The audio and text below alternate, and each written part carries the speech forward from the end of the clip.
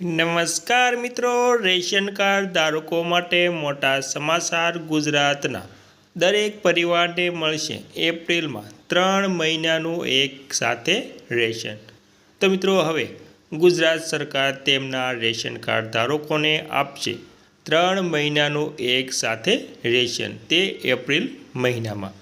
તો મિત્રો કેવી રીતે અને કોને એપ્રિલ મહિનામાં મળશે રેશન, કોને કેટલું મળશે અને ક્યારે મળશે અને કેવી રીતે મળશે તેની તમામ વાત મિત્રો આપણે જાણી લેવાના છે। તો મિત્રો તમે પણ રેશન કાર્ડ ધારક છો તો તમારા માટે આ સમાચાર ખૂબ જ એપ્રિલ મહિનાને લઈ ખૂબ જ ઉપયોગી થવાના છે।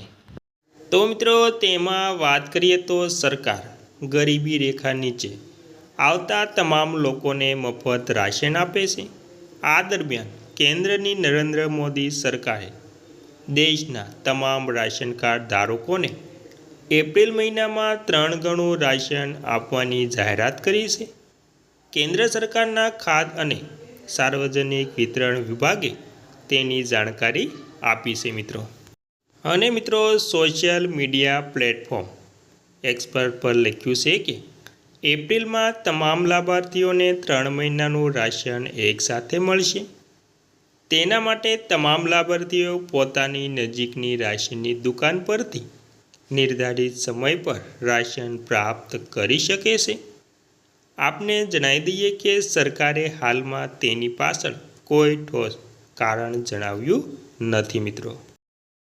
ત્યારબાદ મિત્રો આ અગાઉ સરકારે મંગળવારે સંસદને જણાવ્યું હતું કે વર્ષ 2025માં 41.41 લાખ અપાત્ર રાશન કાર્ડ ખતમ કરી દીધા છે।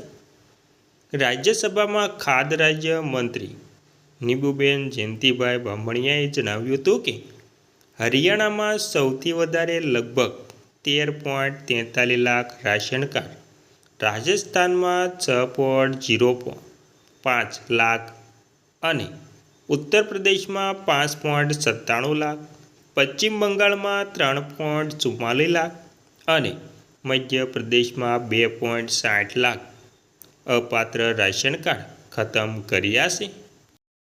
ત્યારબાદ મિત્રો વાત કરીએ તો બામણિયાએ એક પ્રશ્નના લેખિત ઉત્તરમાં કહ્યું છે કે સાર્વજનિક વિતરણ પ્રણાલીમાં ટેકનોલોજીનો ઉપયોગના પરિણામે તમામ રાજ્યો અને કેન્દ્રશાસિત પ્રદેશોને વાસ્તવિક લાભાર્થીઓ સુધી પહોંચીને ખાતરી કરવા માટે અપાત્ર રાશન કાર્ડને ખતમ કરવામાં સફળતા મળી છે।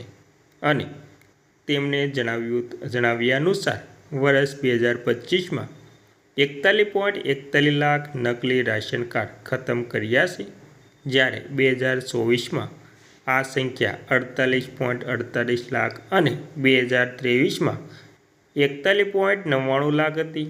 વધુમાં જણાવ્યું હતું કે પીડીએસએસમાં ચાલી રહેલા સુધારા અંતર્ગત તમામ રાજ્યો અને કેન્દ્રશાસિત પ્રદેશોમાં રાશન કાર્ડ અને લાભાર્થીઓના આંકડા સંપૂર્ણપણે ડિજિટલીકરણ થઈ ચૂક્યા છે। અને મિત્રો દેશની લગભગ તમામ વ્યાજબી ભાવની દુકાનોને ખાદ્યાન્ન વિતરણ માટે ઇલેક્ટ્રોનિક પોઈન્ટ ઓફ સેલ ઉપકરણોની સ્થાપના દ્વારા સ્વસંચાલિત કરવામાં આવી છે। તે ઉપરાંત 99.2% લાભાર્થીઓને આધાર સાથે જોડવામાં આવ્યા છે અને 98.75% ખાદ્ય વિતરણ આધારિત બાયોમેટ્રિક સહિત ડિજિટલકરણ પ્રક્રિયાને માધ્યમથી કરવામાં આવી છે મિત્રો।